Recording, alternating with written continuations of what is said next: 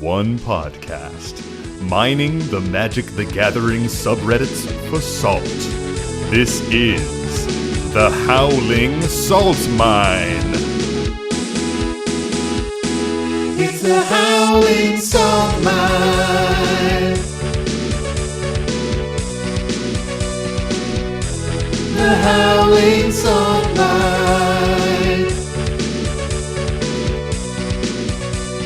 Welcome back, prospectors, to another episode of the Howling Salt Mine podcast, the podcast where we delve into those salty mines of the Magic the Gathering community, find the saltiest stories we can, those salty confessionals, bring them back up in our little mine cart and share them with you, our listeners. We're going to be talking about salty stories, maybe telling some jokes, maybe sharing some wisdom. Maybe we don't do any of that and it's just silence for the next hour. Probably not, because I do love to talk. So that is pretty much impossible for me. As always, I am your host, Sam, and I'm joined by my two co-hosts, Mike and Tony. Say hey, guys. What up, what up, what up? Hey, guys. Hey, guys, indeed. Nice. Stupid. It's not stupid. It's Stupid. It's a good bit. People expect it now. They get mad at me when I don't do the bits, Mike. Do the bit. We get like angry fan mail when I don't do the bits. So who's the real villain here? And today we are also joined by a new friend of ours, MJ, the host of MTG In Quarantine, a fantastic podcast. If you guys haven't listened to it, you got to check it out. Mike and I are going to be on an episode either soon, or we already have been, or it's coming out soon, or, you know, whatever. Time is an illusion. It's a flat circle. Or that episode never airs because you guys were trash. Yeah, MJ just deleted it. Like, this is trash. MJ, what is going on? Sup, guys? How's it going? Pretty good, man. So Thanks for good. jumping on. How's all that podcast editing doing? You're fucking cranking them out, man. Yeah, you know, that's the thing about podcasting. It's like it's kind of like a drug, right? It's like you take that first episode, then you kind of do a second or third episode. You're not quite sure exactly what you want to do, and after like 2 years, you're trying to poop them out as fast as possible. So you know, that's the creator life. So yeah, I respect the hustle. Yeah, always on that grind. There are a few breaks, especially if you're trying to do something like weekly. Or are you weekly? Or are you like multiple a week?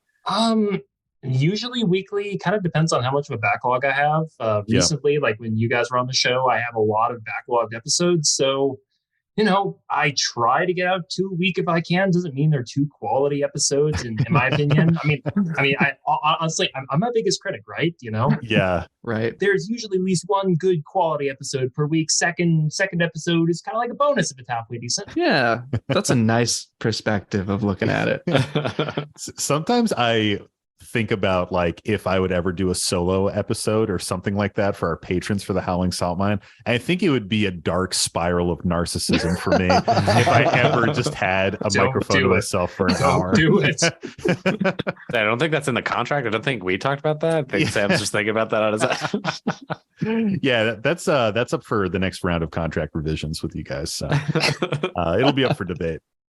Well, MJ, thank you for joining us today. We're going to slide a smooth transition into our interview portion of the podcast.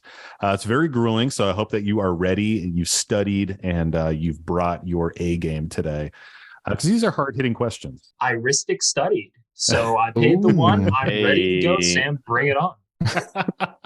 Boo. I just next level you guys. Come on. That's quality. So our first question is, how did you get into playing Magic? Yeah, so that's actually a really good question that I'm sure the listeners of my podcast are probably sick of me talking about because I bring it up every like 3 or 4 episodes. I swear it's relevant. But yeah, so I started playing Magic back in 2019. So, you know, not too long before COVID. But basically the story goes, I was really bored one weekend and I had gone to a local game store where I was living at the time, you know, kind of started to think, okay, do I want to get back into playing Yu-Gi-Oh, things like that, which I used to do back as a kid, you know, 15 some years ago. Figured, okay, you know, I have all these old cards, but, you know, the game's moved past me, right? So maybe I'm now at the age where Magic actually makes sense. I tried to look at it when I was 10 or something like that. It didn't make any sense. Yeah. figured, hey, I'm in my 20s. I'm probably smart enough. I have a college education. I'm probably smart enough to play Magic now, right? Yeah, so I just went over to comic book store at the mall, picked up one of the deck builders toolkits. The funny thing is, as soon as I picked up that toolkit, I just had this feeling like in my bones, like I feel like I'm gonna start obsessing over this and spending an awful lot of money on this game. It's like I'm just holding this thing and open. It's like I have a feeling this is going to be a money sink, and I'm gonna guarantee you that 4 years later, it has been a money sink and a half. So yeah, that's basically how I, started playing. I opened the cards. I had some booster packs sent around. Obviously, they don't make the product anymore, but the point is, make a deck. Went to a local game store that next weekend because they had a learn to play event. No one showed up. Oddly enough, for that one, it was a really small store, kind of just a one-man operation. And the guy just eventually asked, "Hey, do you know how to play Magic?" I said, "No. Can you teach me?" So he literally just 1v1 taught me how to play Magic. And Nice. I just, started playing kitchen table stuff for a couple months. Then right after that, heard about this weird format called Commander where you can kind of do whatever the hell you want. Went to a different game store where they have it on Sundays. And yeah, the fate was sealed. Excellent. Nice. So you're normally playing Commander, but I know you dabble in cEDH as well, right? Yeah, I've really been getting more into cEDH in like the last year or so. I'm going to be frank with you guys. I used to hate cEDH players because I thought that, you're pub stomp, because you get a few salty stories that may or may not come up tonight. Exactly. Kind of people kind of towing the line between the two. So I used to hate cEDH players. And then I finally said, screw it. Everyone else seems to be having such a good time. What am I missing out on? Got hooked up with Dan over at Moderately Anonymous. They had me on the stream. Oh, sweet. I got to learn a lot of things. I released my first episode on cEDH like right afterwards. Cool. And basically been trying to get into more of that recently. I played Silicon Dynasty last month. Oh, hell yeah. Did horribly, but, whatever. I wasn't there to compete and win. It is more about the experience and the camaraderie with other creators and just friends in the community. So I don't feel bad about going to that event at all. It was really fun and I really enjoyed myself. Oh, that's awesome, man. Yeah, that event looked like it was super, super fun. I would love to be doing more cEDH playing in person, like tournaments and stuff like that. Like I know Punt City's coming up and it's going to be in Philly in like March, I want to say. But like I'm going to Philly in February. So, to go like a second time and I don't know, it's just kind of a lot in a small period of time. So the timing just isn't perfect, but I would love to be doing more of that like cEDH tournament stuff frankly, just to lose so I could learn a bunch. Totally. You should do these Mox Masters, Sam. There's this. Yeah, I know. They're going to do like an invitational for people that like do well in a bunch of them. They're going to do an in-person one. But you got to like qualify for it. Yeah. So you got to start earning those points. Yeah, you got to start grinding the tournaments, man. Points. So our next question, MJ, is what makes you salty? What makes me salty? That's a very interesting question. I would say everything and nothing in a way. Ooh, nice. Yeah, I mean, honestly, it kind of depends on the day, depends on if you're cranky, right? I think really what makes me the saltiest is kind of just being locked out of game actions just due to turns taking forever. I mean, it's a 4-player game. We know it's going to take a long time. And like in Silicon Dynasty, having to sit through 2 Underworld Breach loops in a row took like 35 minutes. I'm just sitting there for, 45 minutes without taking a single game action because I'm basically F6'd out of the game. I was like, you know what your fate is, but unfortunately you have to play it out because, other things are on the board.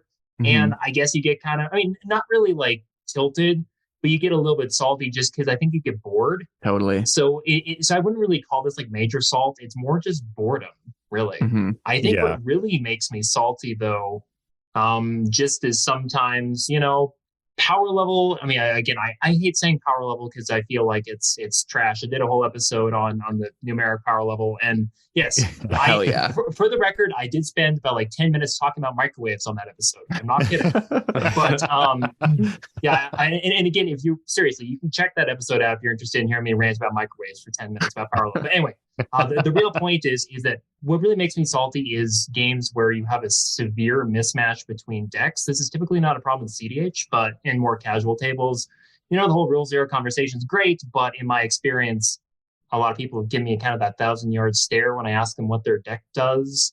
And it's like, dude, you built the deck, right? You should know what it does. It's like, really? Come on. Totally. And it's like, I'm going to tell you, my deck does this, blah, blah, blah, blah, blah, blah.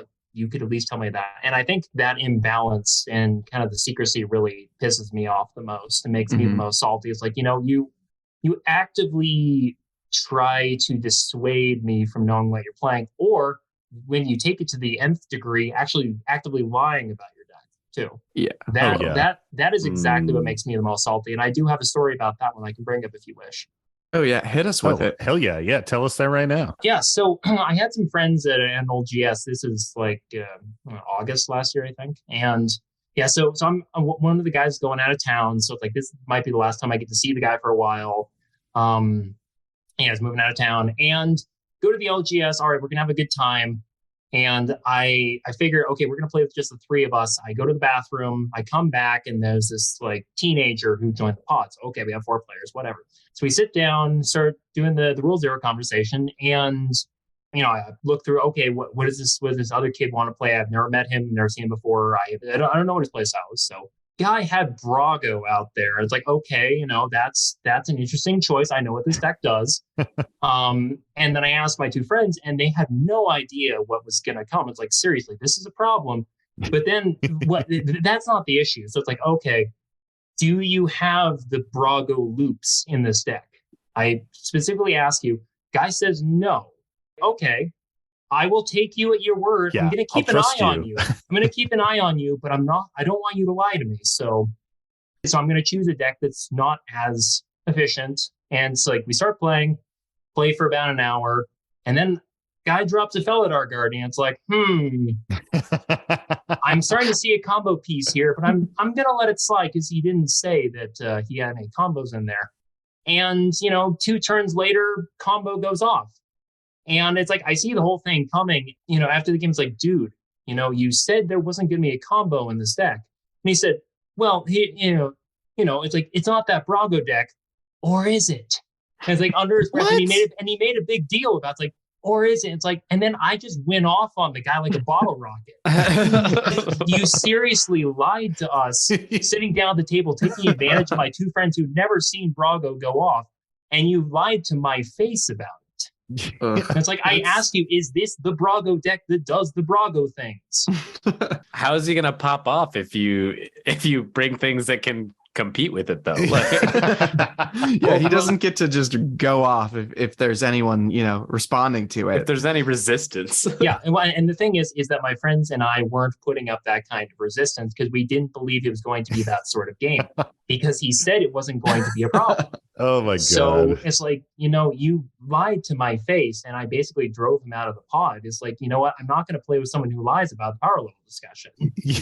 Yeah, that is the criminal sin, I think, of the whole Rule Zero conversation. It made me pretty bitter about it. It's like, the game is fine, but it's just, if you have the gall to lie to my face about what your deck does and lie to people who haven't seen this before, it's like, this ain't good, people.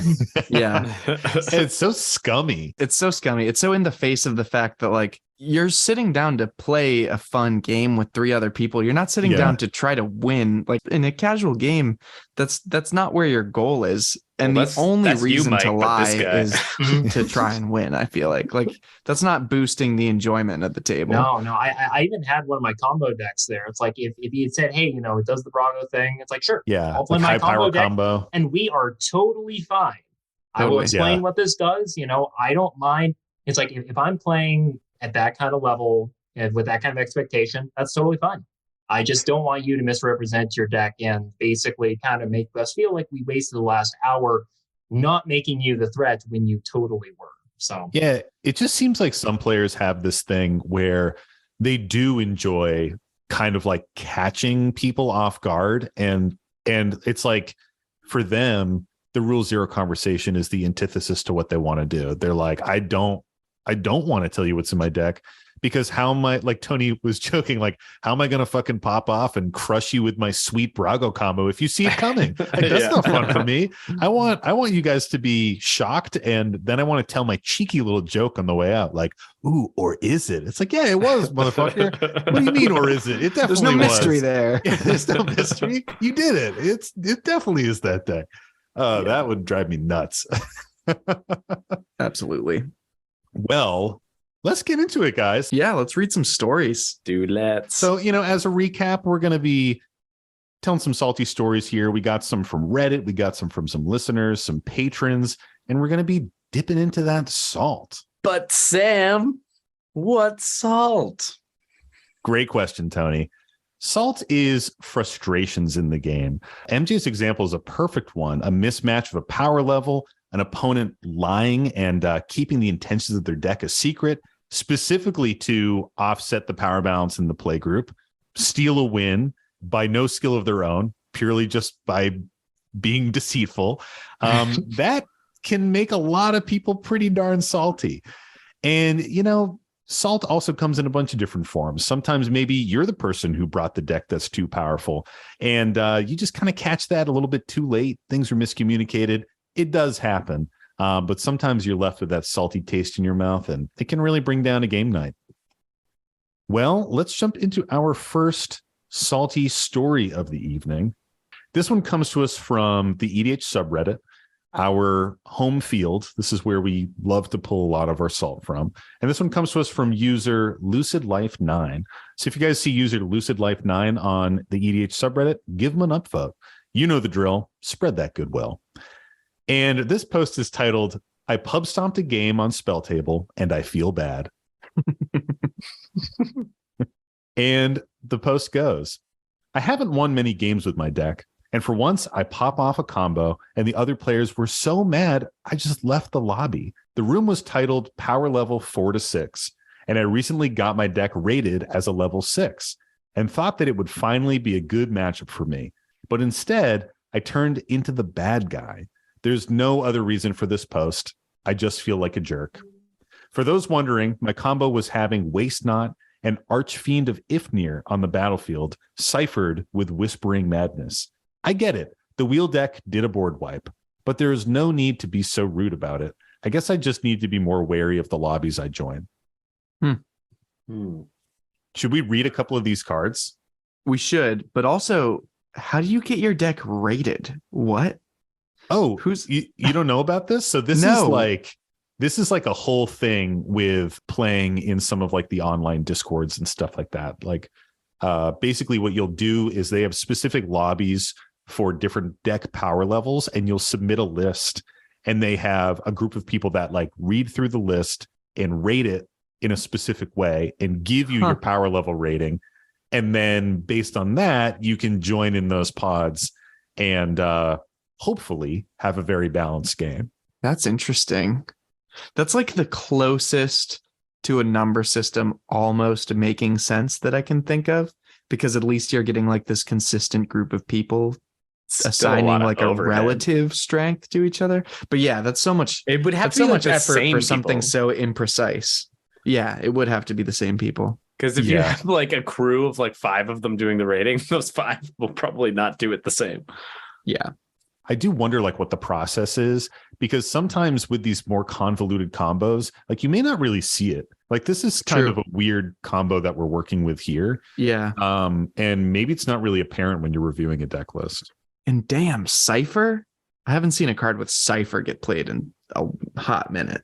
Yeah, so let me read these real quick just so we can get a flavor of what's going on here. So Waste Not is a enchantment. It costs 1 and a black. It says whenever an opponent discards a creature card, create a 2/2 black zombie creature token. Whenever an opponent discards a land card, you add 2 black mana to your mana pool.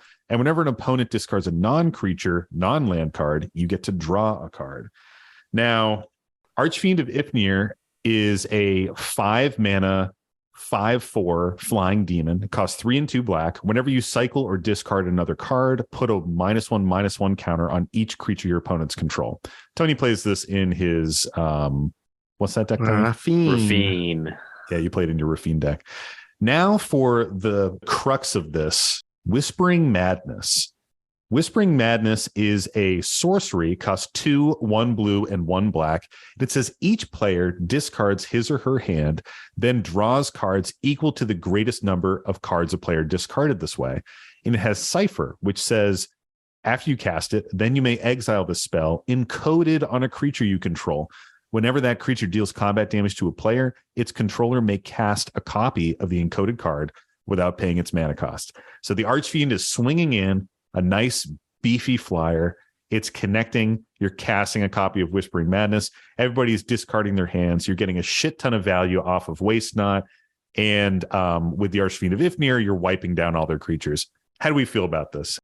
I mean, having actually used these cards in different ways myself, I actually didn't even know they would work together. Technically, just end the game. It just makes everybody miserable. Yeah. I mean, look, I'm a token player, so this, of course, makes me salty. Just in a normalized way, it's like I can't.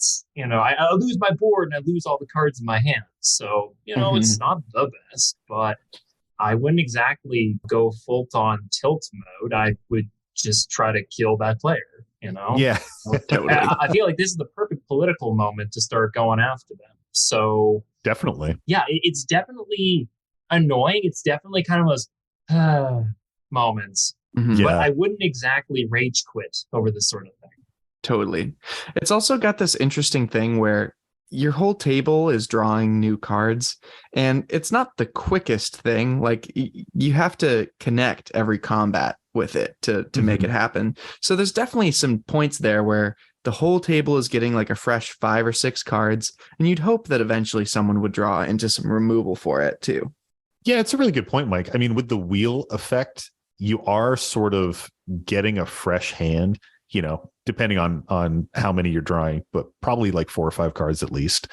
And I mean, that's pretty good. Like you're kind of digging towards an answer with this. And then all you need to do is just remove the Archfiend because it's got the Cipher on it. And it's kind of like a 2-for-1 at that point. I wouldn't necessarily call this a combo. This just feels like really good synergy and like a pretty decent soft lock on the board. Like creatures just aren't really going to be able to survive on your opponent's boards with this combination of cards out. Earlier, we were talking about how the rating system is bullshit, but do we feel that this is like appropriate for a deck at this power level? I kind of feel like it is. Yeah, I kind of do too. I just still feel like, I don't know. The rating system is so hard. And like, I guess I feel like I'm forced to take it with a lot of like, yes, a grain of salt, Tony. Yeah. I didn't want to say it, but you said it. That it was like a true ideal scenario of like the same person doing all the rating, all these things, and then like it was like true. But otherwise, it feels like, how can you really say? I will say though, before we switch into that side of it, like I fucking love Archfiend of Ifnir, and I play it in the deck, so I feel like I am not allowed to say that it drives any salt because I enjoy what I'm playing. And I really don't like that card. Like Tony's been playing it in his Rafine deck. And man, it's so every time frustrating. It comes down, it's so good. It's really annoying. Like it's good in that deck. I'm glad you found it, but man, fucking sucks. Well, I had it before because I played it in Anya in the cEDH deck actually, and I think maybe one time I might have like reanimated or something or got it out. But like, it's just a good fucking card. It is really good. So there's something in this salty story that I kind of want to pick on. And it is that there's a room that allows power level 4 to 6 decks to play against each other. Now, again, we've said it before. We'll say it again. We'll say it a million times on this show. The power level rating system is a bit bullshit. It's very arbitrary. It's hard to read. I know there's some metrics that you can try to compare things against. It doesn't always make sense. But 4 to 6 feels like a really big band. Like a 6 is a bad 7, which is your average, sort of optimized deck. A 6 is a bad 7. A 4 is like optimized chair tribal, like I feel like a 4 is not a good deck. Yeah, agreed.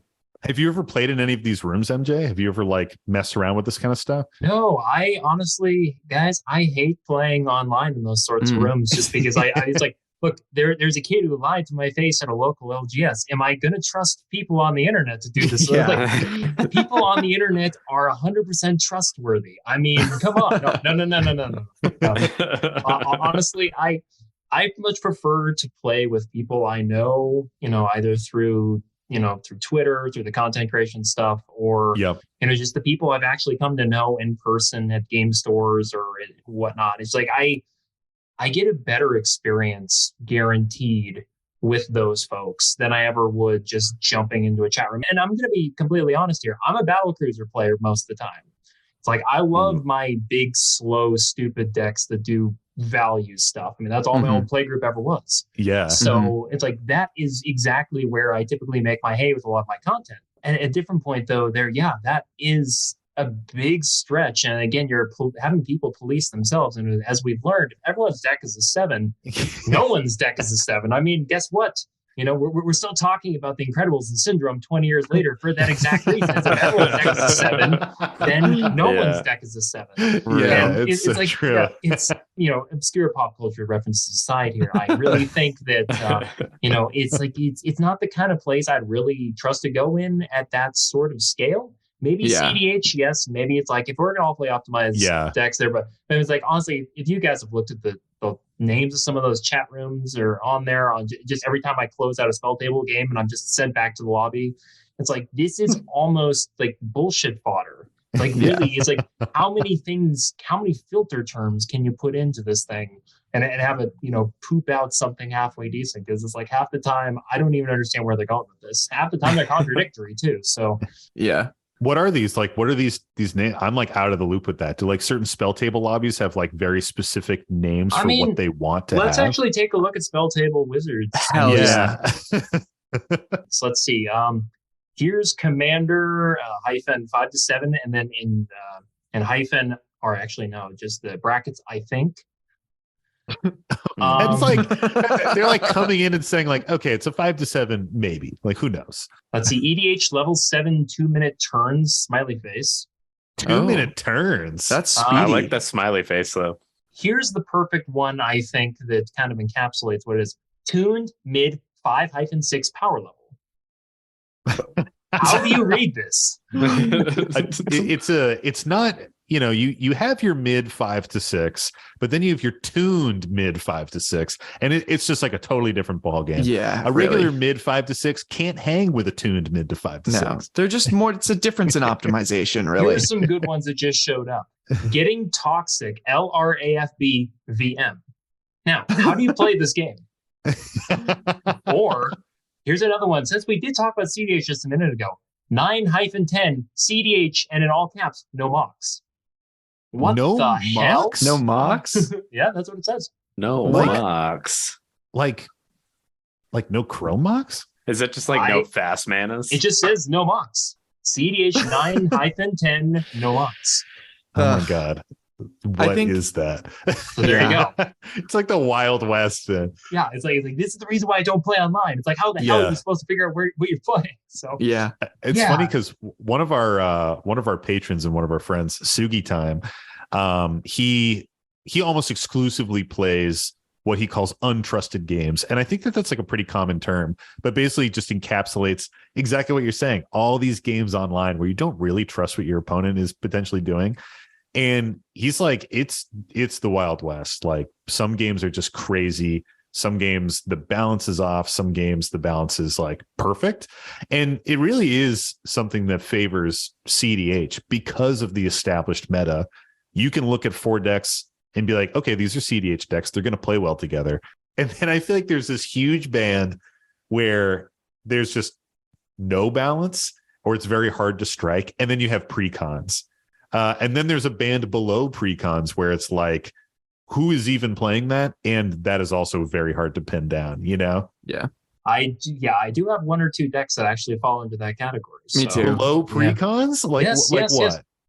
Okay. Well, I mean, since you asked about it, I have been known to dabble in silver bordered cards a little bit. So people are like, okay, Cornelia, something from Infinity, yada yada. Yeah. No. Like, do you really want me to fuck this up that badly? I'm gonna do something that no one's gonna forget. So I built, and I'm gonna get up on Scryfall here because again, this is. I hear it's faster if you Google it. Oh my God! Fuck you, Tony. I built, and I quote, a deck around an old card from Unhinged, Old Fogey. Yes, I built an Old Fogey commander deck. What's his Old Fogey? I think I know Old Fogey. Old Fogey is a 7/7 dinosaur costing green, and it has, I quote, phasing, cumulative upkeep 1, echo, fading 3, bands with other dinosaurs, protection from homerids, snow-covered planeswalk, flanking, and rampage 2. Oh my God.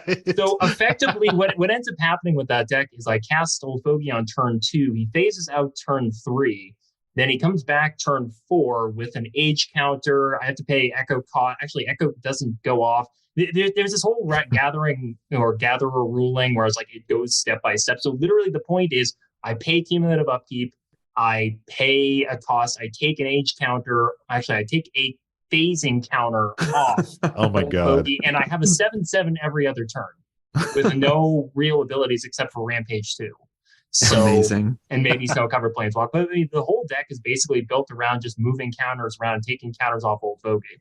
That is literally all amazing. It does, plus like some bullshit. I threw Galta in there. It's like, okay, I can put some decent cards in here, but it's literally built around trying to get this dumb 7/7 for 2 out and just kind of weather the storm out, not having my commander every other turn. It's actually really, it's a laugh riot. I love the banding with other dinosaurs too. That's like, that's super funny.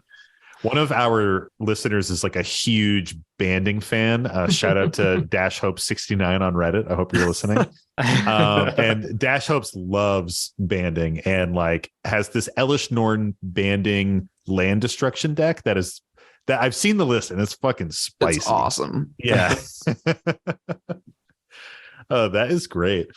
I think one of the overall things, just to jump back to the post a little bit here, one of the things that is like the high assault component of this to me would actually be being this player where you think you've checked all your boxes. You think you've done everything possible to make sure that you're not upsetting anyone. You're not pub stomping anyone. Yeah. You're not going to be mismatched on power level. And you show up in a game and you play and it wasn't enough and you still get accused of pub stomping. That would just piss me off to no end. What do we think about the salt rating here? Now that we're back from our multiple, from our high. I still feel like this is really low salt, guys. I mean, it's. I'm trying to think of a good analogy here. Be like, again, do I want to do shakers of salt? Do I want to do comparative foods? I don't know. It's like I have to set a precedent here. Otherwise, people are going to say it's like, come on, MJ's doing the same damn thing everyone else did. Like, I got it. I've made my podcast. I'm doing things differently. I don't understand why I didn't think about this earlier. I guess this is kind of like trying to think of what I have in my fridge right now. This is like is it a bottle of soy sauce or a can of sardines, perhaps? A can of soup, I would say. It's like, kind of a thick soup. It's like it has some salt. You're going to feel it a few hours later if you don't drink some water or something. But, it's got the right components, it's got the good meat in there that is your combination of cards. And it just leaves you with a little bit of salt on your tongue afterwards. I mean, you get over it, right? Give it some time. You like walk away. An hour later, you're 100% fine. Yeah. And I actually really like that point, MJ, because it's like, it's canned soup. Like you knew what you were getting into. Mm-hmm. You knew to expect a bit of salt in this situation. Yeah, I think this is not super salty. I mean, there's kind of two sides to it, right? Like we have our OP here, Lucid Life 9.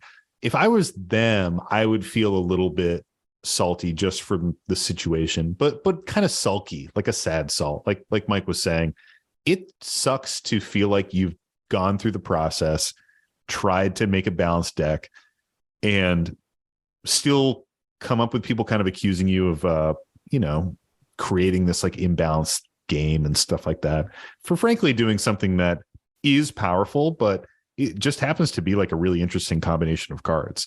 If I was the other players, Archfiend of Ifnir is powerful. I've played against it a bunch. It gets you a little bit salty, but not enough to like rage or be like mad at somebody.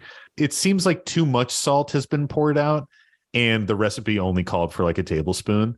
And, you know, these guys are just messing it up. Yeah, it feels like they're trudging through the salt that they accidentally spilled. Yeah, this is like their own salty mistake that they are having to deal with. It's like salt it's from really their tears. Their tears for not being able to remove S tier Archfiend of Ifnir. Yeah, I can see the deck now. It's going to have Archfiend of Ifnir, Stoic Angel, and Siege Rhino. I'm brewing, boys. Oh, like man. It's happening. This 5-color brew. It's going to Don't make me do it. With Old Fogey. You can add that one to your salty cards list now, guys. You have my permission to borrow this now. So it's a good point. I don't know if there's any uncards on the salty cards, so that'll have to be a special breakout moment. Yeah, I don't know if there are any. I don't think they are. It's funny because there is like a bunch of salt around those uncards. I think we talked about it in a really old episode, specifically with like the acorn stamp and like people being mad about like how it's been used and implemented and stuff. I actually have never really played any silver bordered Magic. I haven't played much either. I have like 5 silver border cards. I don't know how I have that precise number of silver border cards because that's not a pack, you know. It's just like somehow they snuck into my collection. I bought a pack once. A couple of years ago, I bought one pack just for the hell of it, honestly, and I just hold on to the cards, and I got a really nice basic mount out of it, so I'm not going to complain. Yeah, and I mean, those new packs have those like really sexy galaxy lands, so I think people are still buying the heck out of it, but just not for the actual uncards. Well, shall we mosey on to another one, guys? I think we oughta. Let's do it. So our next one comes to us from one of our patrons, Life is Plain. Thanks for supporting Life is Plain. And this one is titled Baby's First Salt. And the post goes, this is my first salt experience way back in spring 2022, where I poorly built a Zuxara deck, which was poorly optimized, but I wanted to see how it ran. I was new and fancied hanging out with the big boys. A note on my LGS's approach to Friday Night Magic, they ran like a tournament with the best of 3 rounds. I lost my first 2 rounds, but they were broadly good experiences. More seasoned players would give me pointers on what to add, what to consider cutting, how to sequence things, all the good stuff we do for new players. Final table, and I was placed with 2 established players and this third guy, who I'll henceforth refer to as a wanker. A poor set of mulligans led to a 2-land hand, a forest, and a temple of the false god, and a couple of 5+ drops. Oh my god. Sounds like the perfect hand. He's got Temple of the False God. OP land. So bad. Take another one. I kept it because I felt the pressure to start. Nice. I have been there. Yeah, for sure. that hurts. Obviously, I struggled to keep pace. As such, I was left alone by 50% of the table. The wanker, however, targeted my 1 forest with removal, chuckling to himself that he was being evil, locked me out for the rest of the game, watching the game roll on for 40 minutes until I was knocked out by one of the other guys. The wanker didn't even have the stones to use my position to win. Needless to say, I was salty, even months later. On reflection, maybe locking out a player in a tournament was the right call. There was prize support, so maybe he really fancied the promo playset of Consider, but I could have just scooped and never returned to the hobby. We're not a cohort that are naturally socially gifted, and this experience has entrenched in me feeling that new players are the most important people in the room. A negative experience can tank their overall appreciation of the hobby. If you see a kid with an unsleeved precon, or even a 31-year-old probation officer with a loose understanding of EDH Rex algorithm, make sure they're having fun, even when you're trying to win. I'm just lucky I'm so mentally ill that salt drives me forward. Much love from the UK. Oh my god, that's great. I love that. Like, did I miss it did he know that he was a new player in the beginning? Like, was it like obvious? The other guy, I mean, who knows? It wasn't clearly stated. I I feel like an evil person. I think it's so funny. It's so brutal. Land? It's so brutal, but it's so funny. Yeah, so you're gonna roll up to the table and say, "Yeah, I'm gonna just choose to be evil today." Just I mean, Tony chooses to be evil most days. Tony does choose violence most days. It's true. In like, I do get it a little bit in like a tournament setting. It depends on what it is, though. If there's like cool prizes and stuff, like. But I mean, if it's somebody I've never fucking met, like, I don't know. That's the thing, right? That's balls right there. Just fucking nuke their. That's the thing. Forest. This is like you're playing with your buddies move. Oh yeah, like I would blow up Sam's land every fucking time. But it's not like we're playing at an LGS and you have a first time player at your table or even a super new player at your table. That's savage.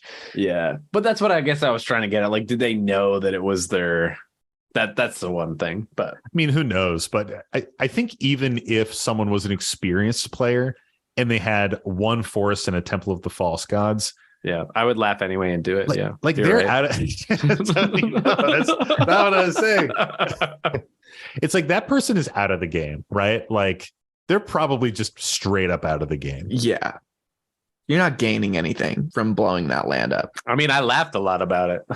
If they miss their first 2 or 3 land drops after playing those 2, you can be pretty confident that they're not doing anything till turn like 7, turn 8, right? Like, no, Sam, it's nothing but gas in their hand, obviously. In a 3-color deck too, they're playing Zaxara. Like they only had one of their mana colors anyways. Like, yeah, it's so. I mean, I get it. I get doing it for the memes is funny, but man, yeah, I don't like the potential of like turning someone off from the game. Like that's the sad part for sure. But I'm glad that you liked it. Like clearly, come back for more. Like, true. The salt drives you forward. I just can't get this idea out of my head. Just like the Dr. Evil with my so no one can see it. I'm holding my pinky here right now, and I go, yeah. It's like I'm going to go to my local LGS and be secretly evil today. It's like and that's what you're gonna feel. It's like I'm gonna go to work. I'm gonna get up. I'm gonna brush my teeth evilly. I'm gonna eat breakfast evilly. I'm gonna work evilly, and then I'm gonna evilly go to my store to then be vaguely evil and became a commander. It's like yeah. What the hell? Having been in this position of having my lands blown up again, thank you to a friend who will remain unnamed for the moment. This actually is a fairly salty moment, especially when you're new. It's like you're just trying to play. I'm not a fan of tournaments as FNMs, especially for Commander. Yeah. It's like this. It's like what are you doing? You're missing the whole point of Commander. I mean, it's great for the grinders, but not great for everybody. So it's like I feel like personally, it'd be great if they had multiple options. Like, we just want a free play, just free play. Because having learned how to play just through kitchen table and free play stuff, like this is literally how you keep new players in there. But yes, I do agree with the end of the post there that, new players are important and you want to make sure that they stay playing. Totally. Yeah. Yeah, I really like that line. We were all new players to begin with at some point. We all probably thought of quitting at some point, but we didn't. Now we're here. Now we're just a bunch of talking heads coming to you live on the Howling Saltmine podcast. So, yeah, it's like, the fact that we're still here means that this game did something right. Yeah, I feel salty about this too. Yeah. Yeah. I mean, we were noobs at one point and now we're fucking famous Magic celebrities. Rubbing elbows with Josh Lee Kwai, the professor. Rubbing more than elbows, Yeah, Tony. Oh my God, Tony. Tony wants to band. Yeah. Bonk on Tony. I will say that if my land was the land that was being blown up, there'd be an infinite amount of salt. Like, I'd be so upset. So I do say from the perspective of the outside looking in. But yeah, what do we think about the salt rating here? For me, it's like fine dining salt. It's like I went out and they gave me a little bowl of salt with my nice steak, and I get to dip exactly as much as I want in there. And I dip deep. Yeah, I don't have like a great analogy, but this is the kind of salt that, like, this situation, like if it was with your friends, it would be like one of the funniest fucking things. Yeah, it's like Goldilocks. It's just right, baby. Yeah, it's just right. But but it wasn't with your friends, and so it was too much. Exactly. But it's not with your friends, so it is too much. But man, I would like dream of doing this to someone in my pod. It'd be so funny. It would just be hilarious. But don't do it to a new player. Oh, man. I'm imagining all three of us and like the reaction that would be had in our pod. So good. It'd be fucking legendary shit. It would be. The other three would be laughing, dying, and the person who happened to very sad. Yeah, I straight up might scoop. Yeah, I think someone would. I think we would have a rage scoop for sure. Yeah, I do want to add. We didn't really talk about this too much, but do not pressure people to keep hands. Allow people to have their mulligans. Yes. Like that is a really important part of the game. At every power level, very often games are won and lost on a bad mulligan. If you have a really shitty starting hand and you don't mull it away, like whether you're playing casual or cEDH, that is going to really impact your enjoyment of the game. So totally, you got to give people the time. I think something that helps with that too is we used to be, and we still are to a degree, but we used to be pretty flexible on the mulligan rule of like, just keep a good hand. We don't want you to like, have a shitty hand. And that almost makes it worse because you kind of keep mulliganing over and over and over again. Cuff, Sam, cuff.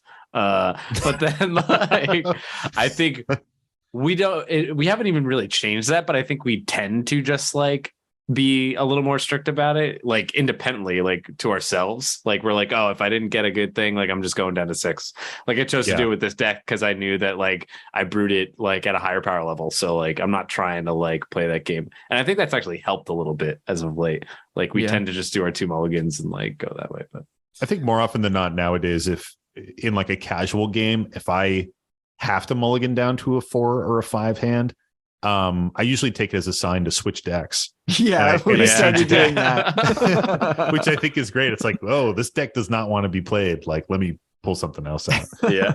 Anyways, MJ, what's your salt rating for this post? I actually have the perfect one for this one, oddly enough, and I'm going to say large size theater popcorn. Level of salt. It's like you're just chugging the shit out of that. You're drinking a soda or something, or like you're down in that whole fucker in one sitting. It's like a 2-hour movie.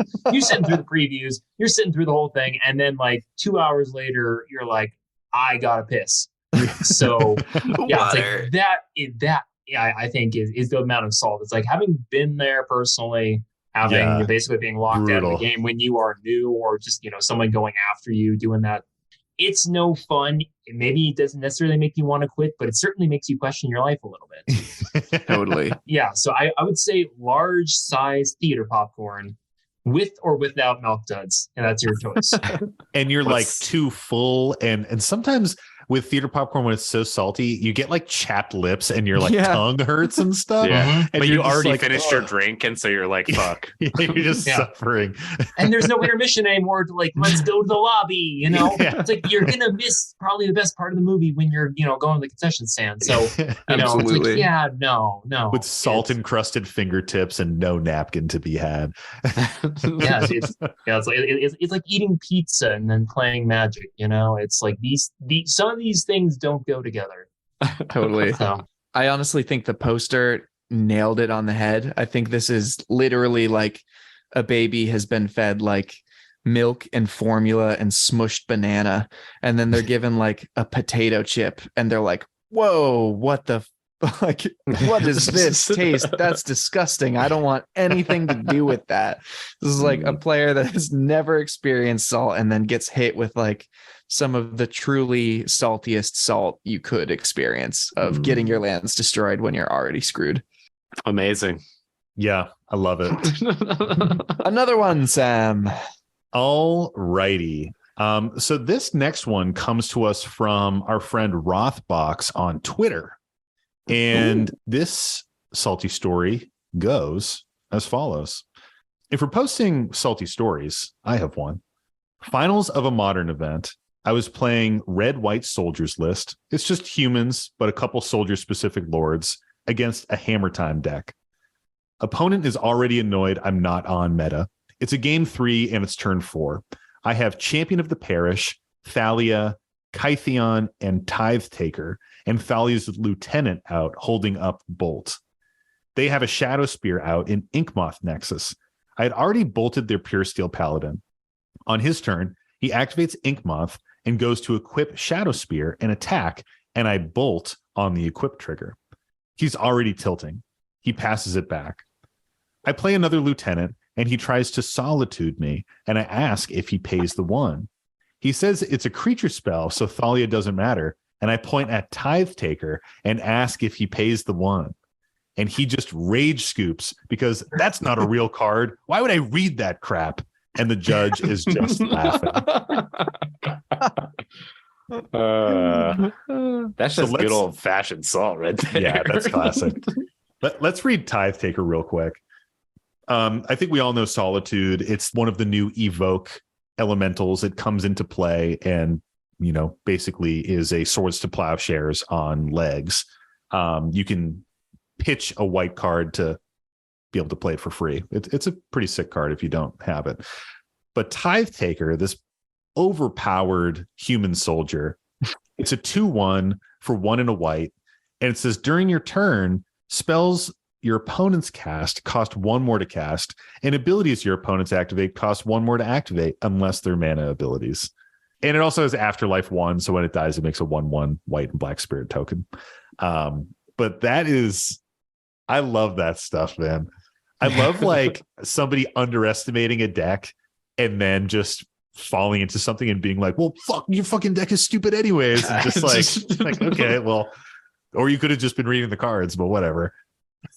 Reading the cards explains the cards. That's what they say. It is kind of a cool card, though. It's like a little mini Grand Abolisher. Yeah, it is kind of nice. Yeah, I actually do use Tithe Taker on a deck or two just because it's like I feel like Grand Abolisher is real salt inducing, especially in more casual tables, because it's like it literally shuts things off. So Tithe Taker is like a fair way to look at it. It's like, don't mess with my stuff and I won't screw with your stuff. Mm-hmm. It's like just don't touch me or it's gonna sting a little bit. Yeah. I'm not gonna say no. So you can still interact. I just would like you not to. Yeah, if you really need to, I guess you can. Like, please, sir, do not interact with me. I don't see the salt here. It's like literally you're in the finals. Jeez, come on. You should be paying attention. It's like, yeah, us Commander players, it's easy for us to lose track of cards. But come on, when you're playing a 1v1, especially in like a constructed, not a limited or sealed format where it's totally cool to totally not know what a card does. Right. But like when you're playing Modern, come on, you should probably know what these cards do. It's not that old a card, 2019, something like that. Yeah, so it's not that old. Yeah, so it's like this is not old, and it's like I can see running into that sort of situation where it's like you forgot about that card, but at some point you just kind of kick yourself and you put your head down. And I think you just passed the turn. It's not reason to rage scoop. Come on. Yeah. I mean, I think we've all like walked into those misplays where you forget the board state a little bit. It just happens, especially like you said, MJ, especially in EDH when the board state just gets insane sometimes. But, you just got to take the L and just move on, like you made a mistake, whatever. You can't remove that thing right now.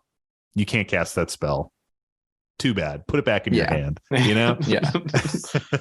Also, I think getting salty about things not being on meta. I know, thankfully, we don't really deal with this in Commander, but that's so stupid. It's like, enjoy the uniqueness of the game is my perspective on that. So someone being grumpy that something isn't like a top 10 list and then losing to it and being salty about that is like, just up your game. If your deck is so good because it's meta, then it should be able to beat these things.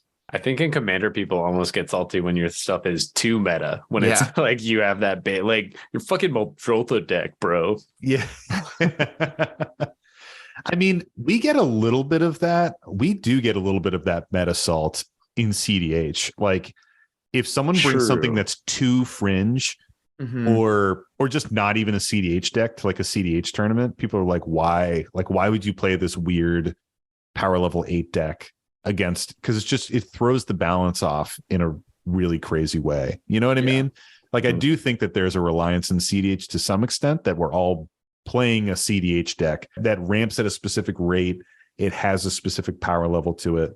And it's the being able to keep each other in check. If you can't keep the other decks in check and you're just kind of going for your own win, like someone blows their load trying to stop someone else, and then you're just like completely wide, or the next person, it's like the next person in turn order just like wins because of it. Almost. Like if I bring a mono blue deck and I'm like, yeah, but I don't run any counter spells, you'd be like, why are you playing that? I'd be like, great deck, fucking lay it on me, baby. Let's see what you got.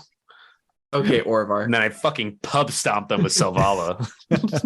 I mean, actually, I would congratulate anyone for going with a very fringe deck into a tournament, because it's like, you know what? If we cEDH players can't handle someone bringing something very fringe in there, then it means that not them, but I think we are the failures, honestly. Totally. Like, we are expecting, a certain thing to come up here, and we are not expecting Slicer to go to top 16. Yeah. No. I saw this happen in Silicon Dynasty. I sat next to the Slicer guy round 1.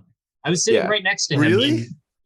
Different pods, but it's like, I took a picture. It's like, hey, Slicer, cool, that seems decent. And then at the end of the day, it's like, holy shit, this is actually going somewhere. That's amazing. Top 16. But, but the thing aside, it's like, if you as a cEDH player, we always like saying that we're prepared for anything.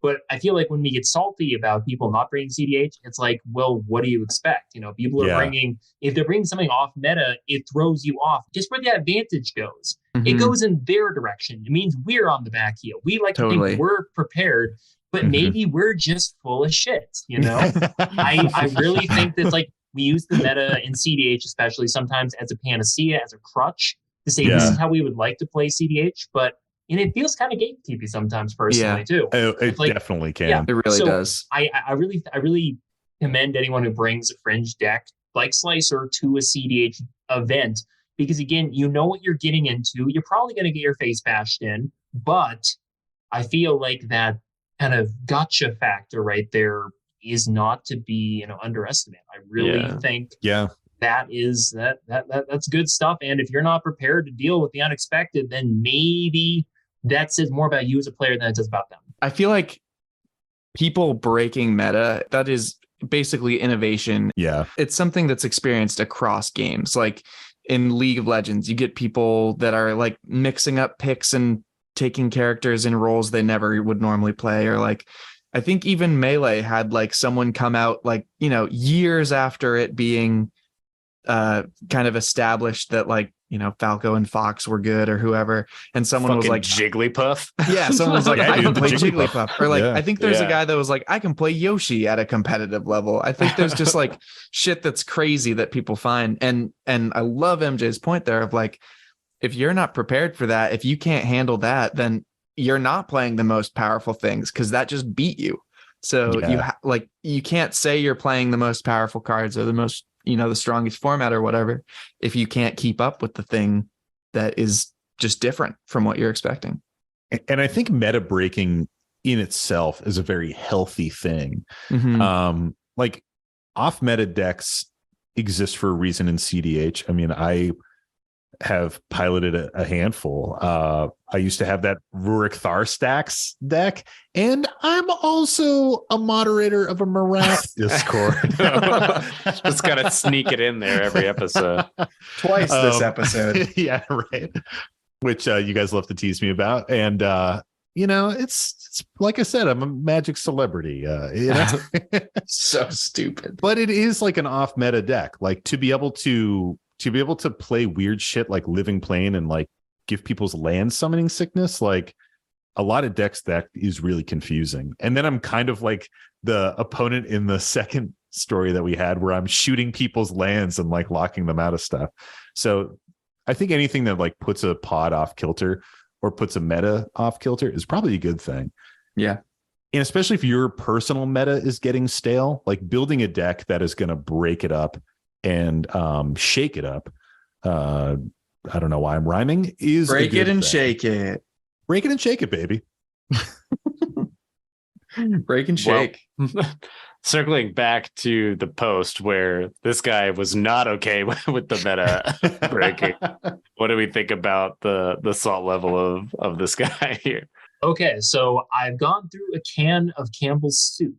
I've gone through theater popcorn. I feel like, personally, if I was the poster playing Red White Humans, it's like, first, good for you. I'm a Boros stan myself, so congratulations. I love it.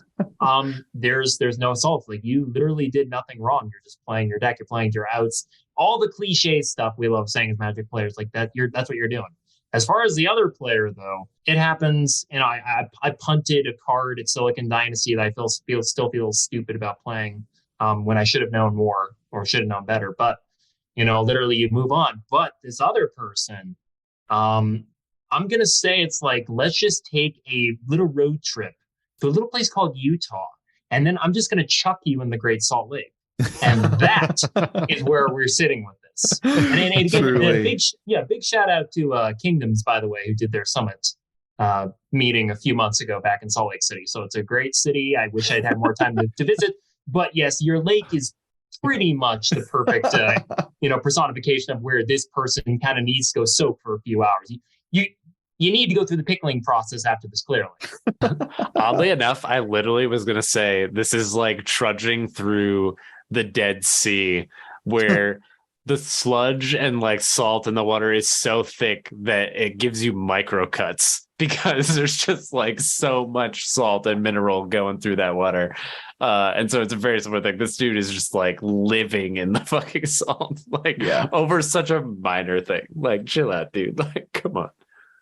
Yeah, I mean, you guys said it very well. This is just like your classic grade A salt. Somebody made a misplay and they're like, oh, it's not me. It's you actually for playing the card that I didn't read. You are bad. It's like, okay, well, that's weird logic, but just calm down and, you misplayed. Just don't do it next time. Yeah, the keyword there, classic. Love that. Yeah. Because that's exactly what it is. It's just like pure grade A salt. It's what you get in the kosher salt box right off the shelf. I will say I'm going to buy a copy of Tithe Taker because it's fucking sick, and I'm going to put it in my Alesha human deck. It is good. It's not legendary, though, so... But it's just cool. Also, I'm pretty sure that convention in Salt Lake City was held at the Salt Palace Convention Center. Lol. Which I am very, very sad that we didn't go to for branding reasons. Would have been so good. You guys missed one hell of an event, and I really hope they do that again in 2023. So yeah, use this as kind of like a hype episode, hopefully for like 9 months of waiting around and hoping to see that the Kingdoms guys can do round 2 of this event. Yeah, I would love that. It's funny because we were torn between going to that event or going to Magic 30 Vegas, and we ended up going to Vegas, which was a blast. We don't regret it at all. But the only regret I had was like a few weeks after I saw Playing with Power post something about the Salt Palace. I was like, what? Salt Palace? That could have been me there. Salt Lake City is a dope city. Yeah, I hear it's really fun. But can't you like not drink booze or something? No, you can, dude. And they've got like great booze there. It's just that there's like weird rules about like what you can drink at like certain times. But it's like, you just like go to like bars, like they can't have stuff on tap. They can have like bottled stuff. Weird. There's like weird things, but like I had like really great beer while I was there. I was fucked up every night I was in Salt Lake City. I was at a barbershop convention. I was fucked up every single night. Yeah, that is how it goes. That's how it be. That's how it do. Well, awesome, guys. Well, I think it might be. Let me just check my watch. Let me check the calendar. Yeah, I think it's that time of the week. That doesn't make any sense. Yeah, it's that time of the week. It is. No, it definitely is. That was good. Like, it definitely is. It's that time. It's the time of the week where we say, Mike, what's the salty card of the week? Well, Sam, I'm glad you asked. The salty card of the week this week. It's the salty card of the week. Just a short one this time. I feel like he gave you so many moments. I know. I was like, I could here it feel is. Here's another one. another one for you. The secret is to let those moments go by. To watch them and wave to them as they pass. The tension increases with every moment. And then he's like, maybe I'm safe. And then, you're not. And I'm coming in. You're not. Well, the salty card of the week this week is Gilded Drake. Ooh. Fuck that fucking card. No one plays blue. So Gilded Drake. I fucking hate this card. It's 1 in a blue. I wonder how Tony feels. For a summon Drake. It has flying, and it has, when Gilded Drake comes into play, exchange control of Gilded Drake for target creature one of your opponent's controls, or sacrifice it. And the text might have changed a little bit for Oracle, but that's still roughly what it does. It's also a 3/3. So we'll fuck start. This card. I'll get to Tony in a second. Tony, hold your salt. Fucking killing me. MJ, would this card make you salty?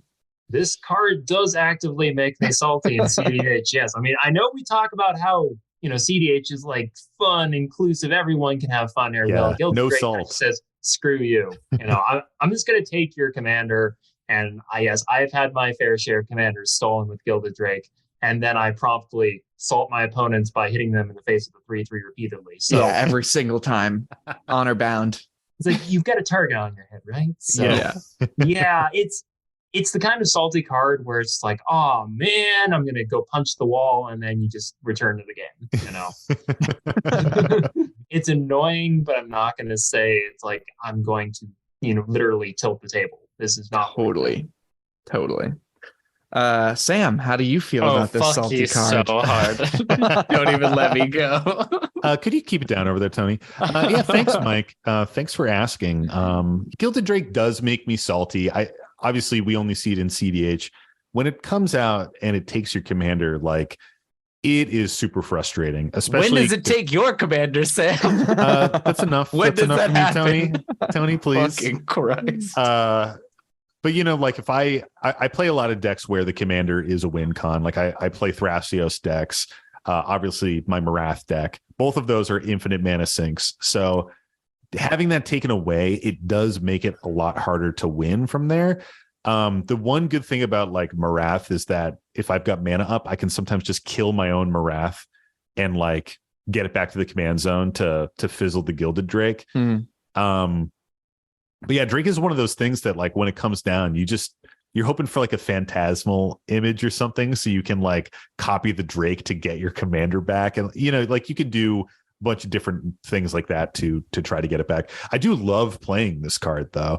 I will say it's one of those cards that I'm salty to be on the receiving end, but I do enjoy dropping my own, especially with things like that, like Fimage and stuff like that, where you can. You can duplicate it and potentially do some goofy stuff, or snap the Drake back to your hand, keep the thing that you stole, and replay the Drake. That's savagery. That is the best. Yeah. Yeah. So thanks for asking me how I feel about it too, Sam. Mike, how do you feel? Fucking twats. Mike, how do you feel? Can you tell us? This one makes me super salty too. This was one of the first things that really just shit all over my Halden and Paco cEDH deck when I was running the table with it, and then people started running Gilded Drake, and I was suddenly I can do nothing. I'm out of the game, and my opponent is getting value. Great. Really cool. Love this. So yeah, this card wrecks me, but I agree. It's nice to play it.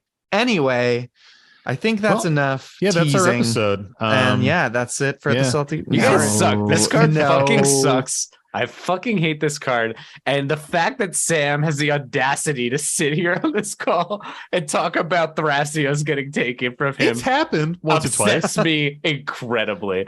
I always say that, in cEDH, generally we don't have salt, or we'll see something in cEDH, but we're okay with it.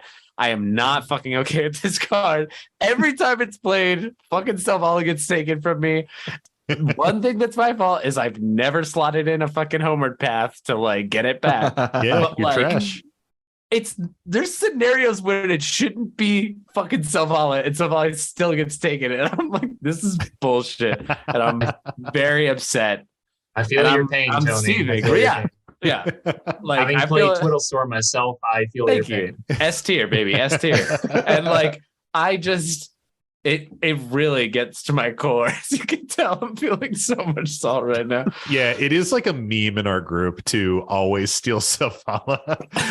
And I feel like Nick specifically, our mythical fourth member, he and Tony often are in a blood feud for one reason or another. And when that Gilded Drake comes down, it's almost always taking Zavala. And you know what? Like, maybe it's not always the right choice, but it is always a good choice because it gives you some card draw that you can control and it gives you ramp. Like it's not a bad creature to steal, you know? It's a big old dork. Yeah, it's a great dork. I just and it is a linchpin to your deck. Like it shuts down your deck. Yeah, it really fucks you over. So upset. And you have so few tools to get it back. Like it's pretty great. It's pretty good. I fucking hate that card so much. Like someone puts it on the stack and I'm just like, God, you know where it's going. Yeah, they're like, Gilded Drake. Any responses? You're like, I know it's coming for me. So knowing how salty this makes Tony, how high do you think this card is on the top 100 salty cards list? 24. I'm going to give it a 38.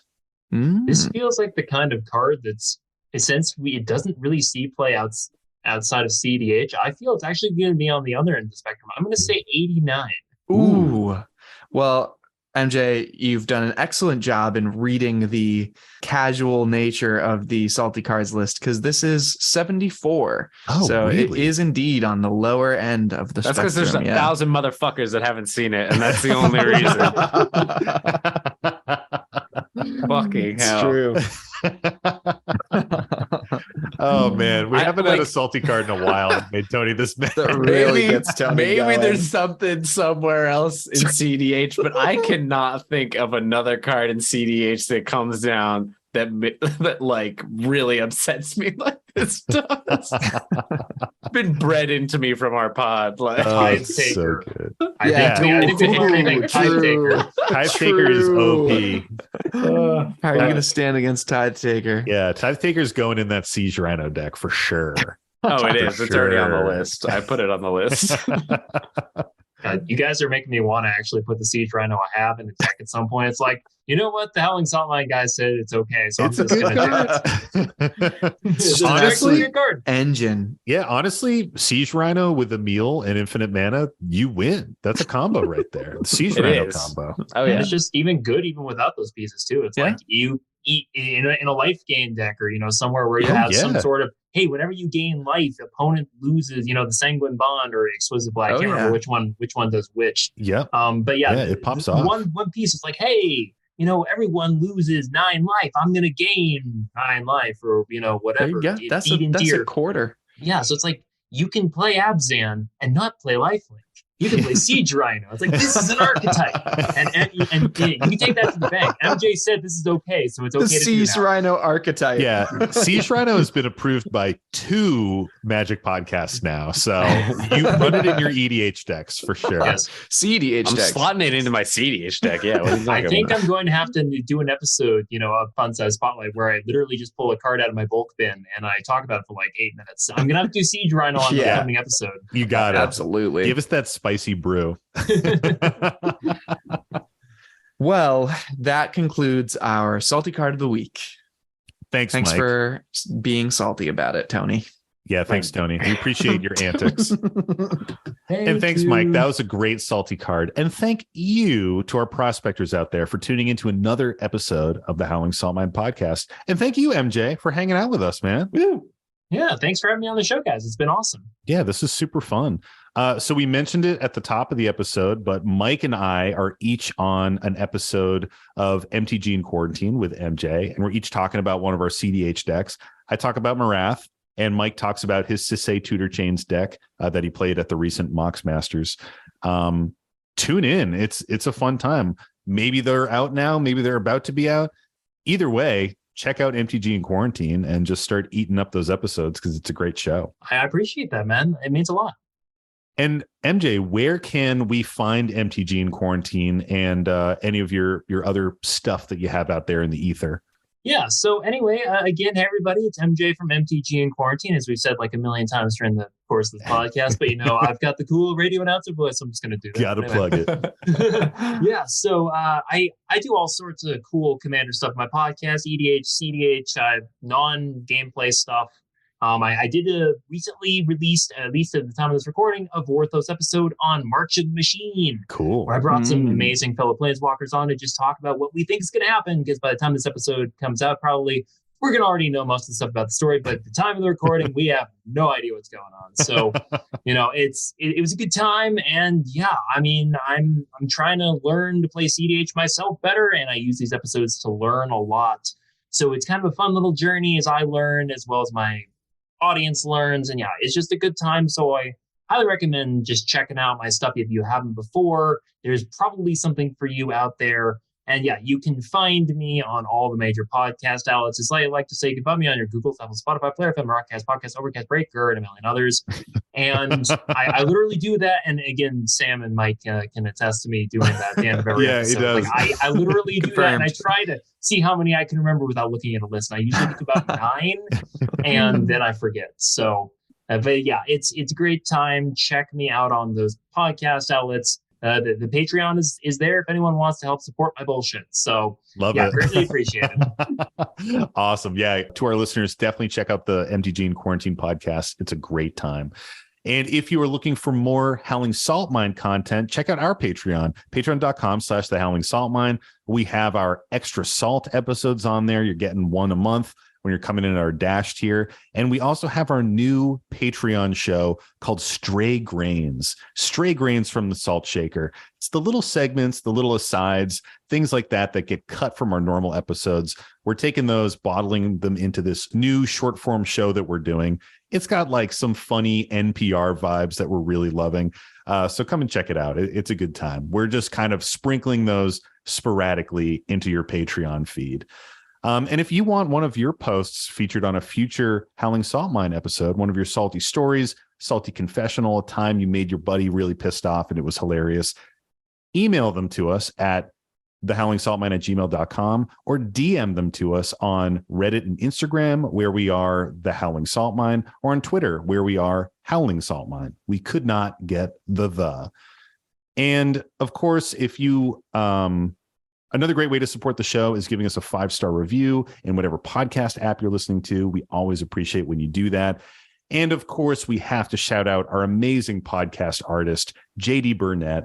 If you are ever in Asheville, North Carolina, hit up his tattoo shop and get a tattoo from this guy. He's really cool, super talented, and we love to have his art on our podcast. And that's it for us. Thanks again to MJ for joining us. And as always, stay salty and don't forget to draw an additional card during your draw step. It's the Howling Salt Mine.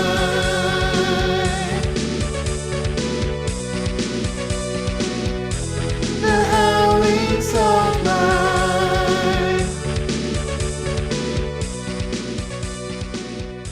Welcome back, prospectors, to another... I fucking hit my watch on the goddamn table. Wow. Hold on. Wow. Let me do it This is classic. This is such textbook. a fucking scrub. All right, see you guys in later. front of our guests, too. Just embarrassing. God. Unprofessionalism through the roof. I am using Scryfall, Mike. You'd be Yay. proud of me. I'm so happy. You bring me joy. Oh crap! I have to log in now. No. Okay, I will quickly log in. So if you guys can bullshit for like 30 seconds. Oh, yeah. Oh, magic of editing. This is Yeah, gone. the magic of editing. This is Don't gone. even sweat. Sam, edit that out, please. Thank you. Thanks, Tony. Beep. Yeah, I mean,